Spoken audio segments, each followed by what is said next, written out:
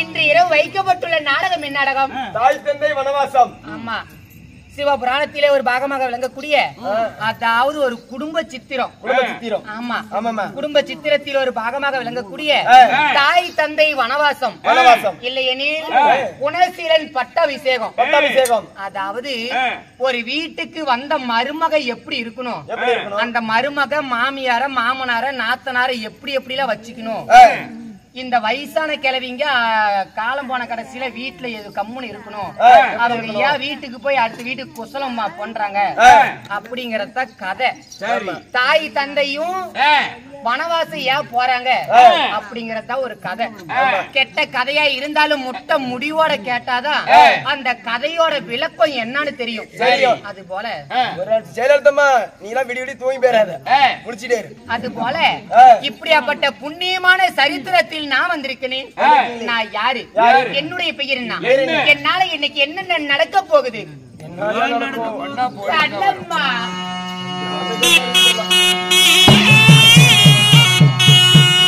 அம்பாட பச்சை விழி அழகு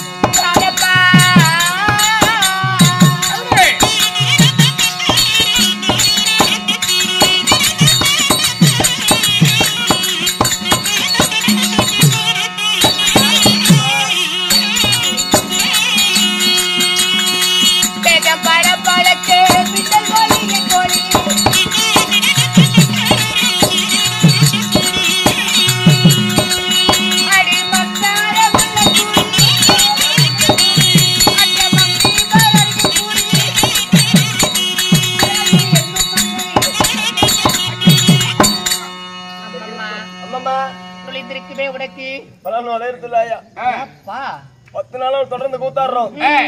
அடிக்க தெரியாத மாதிரி அடிக்கிறாங்க. அதனால ஒவ்வொரு அடியும் படக்கூடாத இடத்த பாடுது. சீட் எடுக்க மாட்டேங்குது. சீட் எடுக்கிறது இல்ல. அது என்ன கிளிப்ப சோறு திங்குமா என்ன திங்கும்? சோறா உருப்பட்டு சோறு திங்காதாயா? ஒன்ல எப்படி நைஸா இருப்பான். போர் போறதுக்கு மட்டும் தான் போவான் அவன். போர் போடுவானா? அந்த கிளி போர் மட்டும் தான் போடும். கிளி போர் போடுமா? ஸ்பெஷல் கிளி. என்ன வைக்க போர் போடுமா, கள்ள போர் போடுமா, எது போர் கள்ளச்செடி போடுமா? ஐயா அமுத்து பைப்லாம் வருது தெரியுமா? போர் போட்டா தண்ணி வருது. ஆமா, ஏன் நான் என் கிளி போர் போட ஆரம்பிச்சுச்சுன்னா தண்ணி பார்க்காம இருந்தா சரித்திரமே கிடையாது. 10வது கிணத்துல தண்ணி பார்த்துட்டு தான் வெளியே வருவான். 10வது கிணத்தையும். ஆமா, பாரு குழல்காரவங்க இல்ல குழல்கார சொல்லிட்டு பின்னாடி பாட்டியாப்பா சும்மா தாங்கறால போர் போடுறியாப்பா? போட்டு பாட்டியால கொண்டு வந்துட்டேன். போர் போட்டு கொண்டு வந்துட்டியா? என்னடா பண்ண கண்ணம்மா?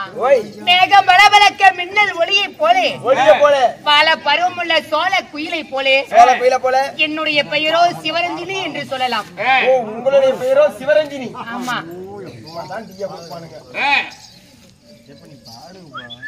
ஏமா உன்னுடைய பேர் சிவரஞ்சினியாக இருந்தாலும் உன்னையும் பெத்தெடுத்தாங்களே, உன் தாயாரு உன் தந்தை யாரு? யாரு?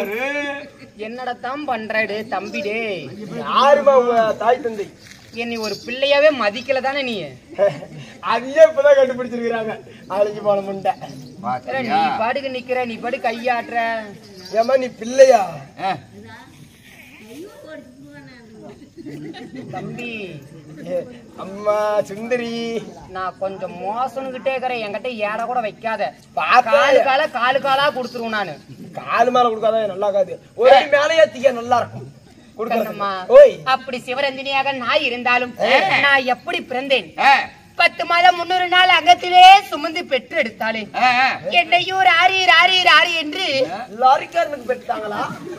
என்னையும் தூரி தூரி எடையும் பெத்து எடுத்தாங்களே. தூரிக்காரனுக்கு தான் பெற்றிருப்பாங்க. காலு மேல அடிக்கூடாது, காலு மேல அடிக்கூடாது நினைச்சா எப்படி இருக்குது? ஒண்ணு இல்ல, பொங்கலுக்கு அடிச்சபடி சக்கரை போகிறதுக்கு இருக்கு நமக்கு. அப்ப எங்க அம்மா ராரிக்காரங்கிட்ட போனாலா? அது உங்க அம்மாவை தான் கேட்கணும். தூரிக்காரங்கிட்ட அம்மா போனாலா?